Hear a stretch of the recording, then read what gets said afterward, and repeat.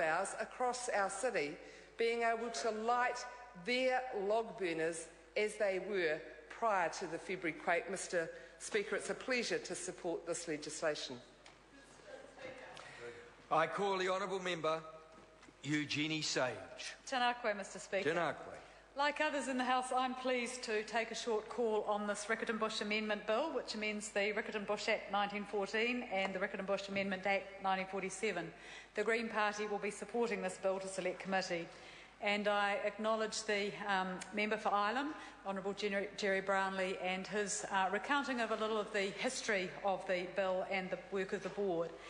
Because the last major overhaul of the board's functions and powers was in 1947, and this bill will both modernise and update the governance arrangements for the board that manages Riccarton Bush, Riccarton House, Dean's Cottage, and the very attractive grounds that surround those buildings. And Riccarton Bush is just along the road from the Green Party offices. It's an area that I used to bike through on the way to the university, and it's got very high heritage and amenity values for Christchurch and for Canterbury. And that, as other members have said, is because it is the last remnant of floodplain kahikatea forest on the plains. Dean's Cottage is the oldest building on the plains, and both it and the Victorian homestead of Riccarton House are Category 1 listed historic buildings. So the board's careful stewardship of these assets has been recognised in several awards, including one from the City of Christchurch, the Environmental Award in 1999, and another one in 2000, and Environment Canterbury's Resource Management Award in 2004. And certainly, like the Minister, would acknowledge the work of botanist Brian Malloy in terms of his expertise in guiding the management of Riccarton Bush. So the bill, by better defining the board's functions, improving its financial reporting and administration, will update these areas. It makes sense to have a financial plan. It makes sense to have a management plan for the bush because of the nature and importance of the assets that the board's charged with managing.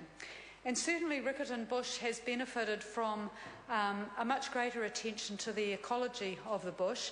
There was a very generous grant by Grant and Marilyn Nelson's Gamma Foundation, which funded the erection of the predator fence, and that's meant that Canterbury gecko have been reintroduced, tree weta, and that the bush has been part of the Department of Conservation's Operation Nest Egg, where kiwi eggs are taken from the wild, hatched at Willowbank, and then reared to a stage where the kiwi can confront predators like stoats before being re-released back into the wild. But, Mr Speaker, there is a problem with Riccarton Bush in relation to the earthquake, which the MP for Ilam may not be aware of. Because of the collapse of the cliffs at Sumner, where a lot of feral pigeons used to roost, a lot of pigeons are now roosting in the kahikatea trees of the bush, and their droppings are fouling the forest floor. These are feral pigeons, they're not the native kererū, so they're quite a management problem for Riccarton Bush. And the board, with its very modest budget of about $400,000 annually and the grants that it gets from the Christchurch City Council, doesn't have the funds to control the feral pigeons. So they are an ecological pest. The predator fence obviously doesn't keep them out.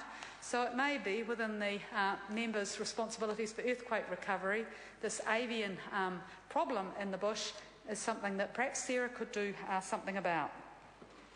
So I understand that the board didn't want to repeal the original 1914 or 1947 legislation because of the sense of history that they provide, but to me it may make more sense if it was consolidated in one statute. So I'd be interested if there are submissions on that. And like the member for Wigram, I'm pleased that the bill safeguards public access to Riccarton Bush and the grounds, though it does allow the board to charge for services such as the ranger guided tours, and it does also allow for licences for the cafe, which we hope will reopen when Riccarton House is reopened, when the damage there has been repaired. So, Mr Speaker, the Green Party supports the bill and looks forward to public submissions on it. Thank you.